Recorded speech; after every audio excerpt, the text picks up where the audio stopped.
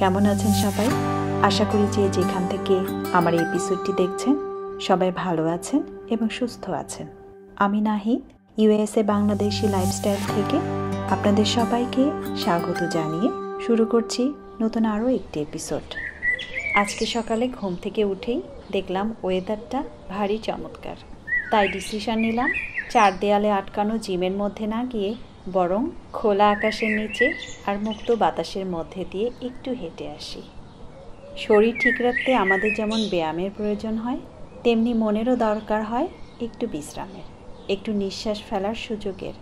আর এই প্রকৃতি, ফুল আর পাখিও যেন অপেক্ষা করে আমাদেরই জন্য, একটু প্রশান্তি দেবার জন্য।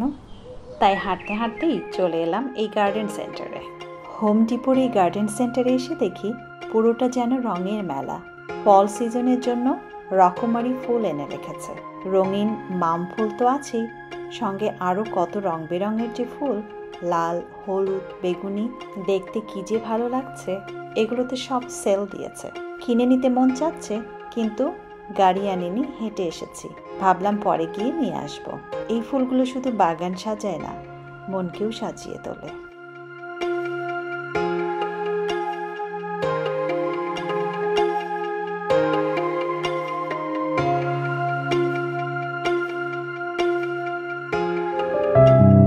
বাসায় ফেরার পথে ঢুকছি সিভিএস ফার্মেসিতে।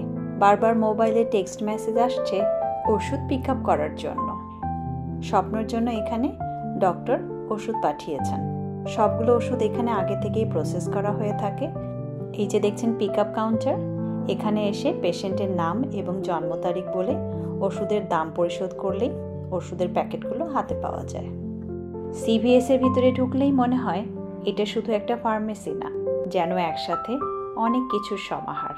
এর এক পাশে যেমন চিপস আর চকলেটের শেলফ আছে, আরেক পাশে আছে চুল, ত্বক বা শিশুর যত্নের সামগ্রী, আর পিছনের দিকটায় ফার্মেসি কাউন্টার, যেখানে ওষুধ প্রসেস হয় ডাক্তারের প্রেসক্রিপশন অনুযায়ী।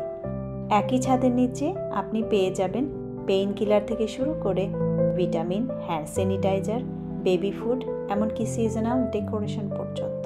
আমার জন্য এটা খুবই সুবিধা হয়েছে, বাসার কাছেই সিভিএস, ওয়ালগ্রিনের মতো এরকম মিনি সুপার স্টোর থাকায়। সকালের হাঁটা শেষ করে আমি বাসায় ফিরে আসলাম। চলুন আজকে আমরা খাসির পায়া বা নেহারি রান্না করব। গতকাল রাতেই ভেবে রেখেছিলাম, এই জন্য আমি এখানে নিয়ে নিলাম আগে থেকে পরিষ্কার করে ধুয়ে রাখা খাসির পাগুলোকে। সাথে দিয়ে দিচ্ছি বেশ কিছু পরিমাণে পেঁয়াজ কুচি। তারপর দিয়ে দিচ্ছি এক এক করে সব রকমের মশলাপাতি। এখানে দিয়ে দিলাম কিছু গোলমরিচ, সাথে সাদা এলাচ। তারপর দিলাম তাতে কিছু লবঙ্গ, তেজপাতা এবং দারচিনি। এরপরে দিলাম বেশ কিছু কাঁচামরিচ আর সাথে দিলাম অল্প পরিমাণে জয়ত্রী। এখন দিলাম আমি 1 চামচ কাঁচা জিরা, যদিও আমি জিরার পাউডারও ব্যবহার করব। এই কাঁচা জিরাটা খাবারের সময় দাঁতে কাটলে এক ধরনের মৃদু ঝাঁঝ আর দারুণ একটা অ্যারোমা পাওয়া যায়, যেটা পুরো খাবারের স্বাদকে আরও বাড়িয়ে তোলে, তাই না?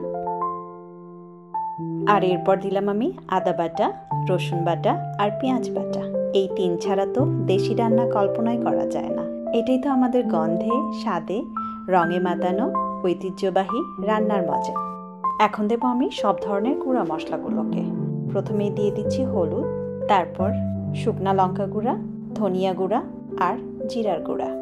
অনেক রকমের মশলা দিলেও মশলার পরিমাণ কিছুটা কম করে দিয়ে এটাকে আমি স্যুপের মতো করে রান্না করব। কারণ খাসির পায়া যে শুধু মুখরোচক খাবার তা কিন্তু না, এটা এক ধরনের ঘরোয়া ওষুধও বটে। এরপর দিলাম আমি স্বাদ মতো লবণ আর পরিমাণ মতো তেল। স্বপ্ন যেহেতু অনেক বড় ধরনের একটা সার্জারি হয়ে গেল, তাই সার্জারির পরে ওর শরীরের দুর্বলতা কাটিয়ে শরীরকে আবার শক্তি দিতে এই পায়া স্যুপ অনেক হেলদি একটা খাবার হবে ওর জন্য। আপনারা হয়তো অনেকেই জানেন, এই পাগুলো সিদ্ধ করার পরে যে ঘন স্টিকি ঝোল তৈরি হয় তা আসলে কোলাজেন, গ্লুকোজামিন, ক্যালসিয়াম, ফসফরাস, ম্যাগনেসিয়াম ইত্যাদি বিভিন্ন পুষ্টিকর উপাদান দিয়ে ভর্তি থাকে। তবে তেল মশলা যদি খুব বেশি দিয়ে রান্না করা হয়, তাহলে এই উপাদানগুলোর প্রভাব অনেকটা কমে যেতে পারে এবং হজমেও গন্ডগোল হতে পারে।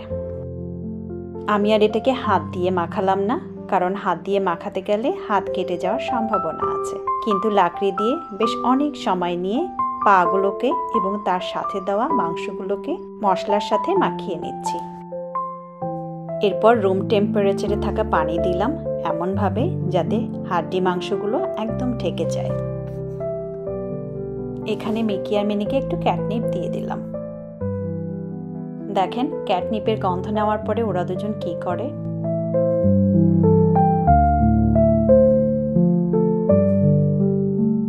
ওদের এই খেলাধুলা আর হালকা মারামারি দেখতে কিন্তু ভীষণ ভালো লাগে।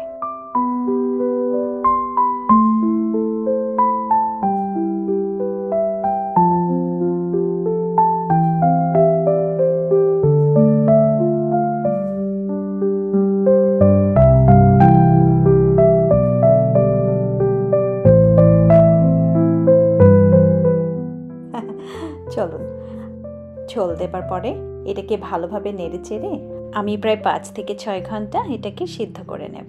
প্রেসার কুকারে রান্নালে রান্নাটা আরও কম সময়ে হয়ে যেত, কিন্তু প্রেসার কুকারে না করে পুরো রান্নাটা স্টোভেই করে নেব। আর চুলার আঁচটাকে আমি পুরোটা সময় মিডিয়াম করে রাখবো। রান্নাটা হতে যেহেতু বেশ অনেকটা সময় লাগবে, চলুন আমরা একটু সেই ফাঁকে বাগান থেকে ঘুরে আসি। আপনাদের আগের কোনো এক ভিডিওতে দেখিয়েছিলাম এই গাছের ছোট্ট রাসবেরিগুলোকে, আর এখন দেখেন বেশ কয়েকটা এর মধ্যে খাবার উপযোগী হয়ে গেছে। সবসময় রাসবেরি খেয়েছি দোকান থেকে কিনে, কিন্তু এই প্রথম নিজেদের গাছে এরকম পাকা রাসবেরি দেখতে কি যে ভালো লাগছে। লাউ গাছের এই দুটো লাউ দেখেন খাবার উপযোগী হয়ে গেছে। শীতটা এবার বেশ আগেই পড়ে যাওয়ার জন্য হয়তো নতুন করে আর তেমন কোনো সবজি হবে না। আর এদিকে দেখেন আমার ঢ্যাঁড়স গাছগুলো বেড়েই চলেছে। বাগানের পাশের ওই সাদা 7 ফিটের বেড়াটা ছাপিয়ে ঢ্যাঁড়স গাছগুলো এমনভাবে বাড়ছে দেখে স্বপ্নর বাবা দুষ্টামি করে বলছে যে আমার নাকি ঢ্যাঁড়স পাড়তে কয়দিন পরে মই লাগবে। চলুন এখন আমরা বাসায় ঢুকে খাসির পায়ের স্যুপ করাটা শেষ করি।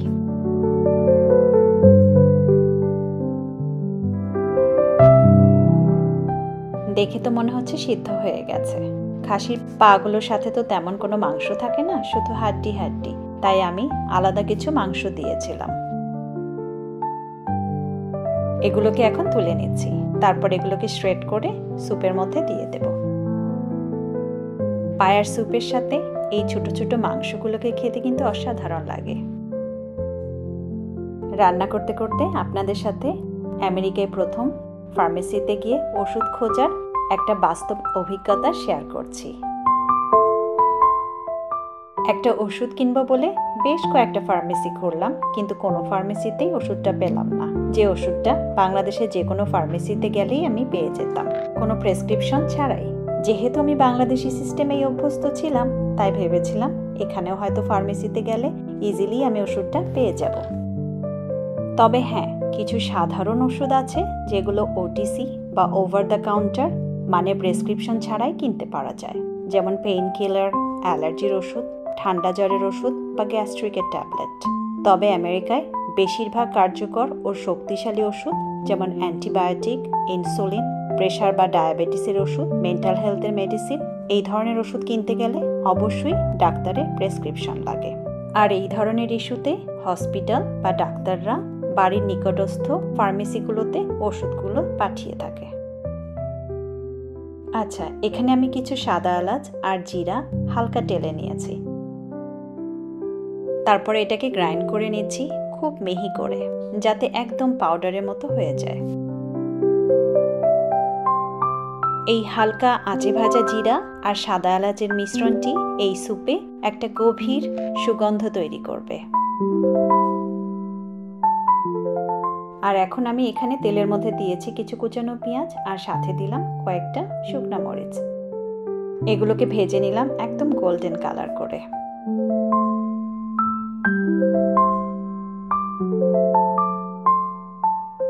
তারপরে এই ভাজা পেঁয়াজ মরিচটাকে দিয়ে দিলাম পায়া স্যুপের মধ্যে।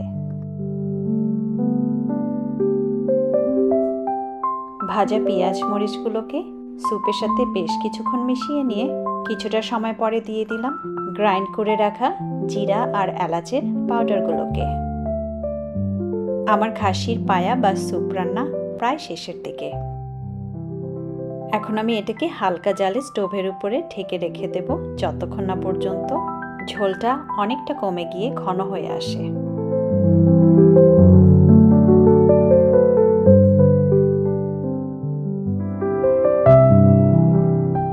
আজকের এই এপিসোডটি এখানে শেষ করছি। আশা করি আপনাদের ভালো লেগেছে। যদি ভালো লেগে থাকে তাহলে ভিডিওটিতে একটি লাইক দিন, সাবস্ক্রাইব করুন এবং শেয়ার করুন আপনার প্রিয়জনদের সাথে। কথা হবে খুব শীঘ্রই নতুন কোনো এপিসোডে। সেই পর্যন্ত আপনারা সবাই ভালো থাকবেন, সুস্থ থাকবেন। শুভরাত্রি।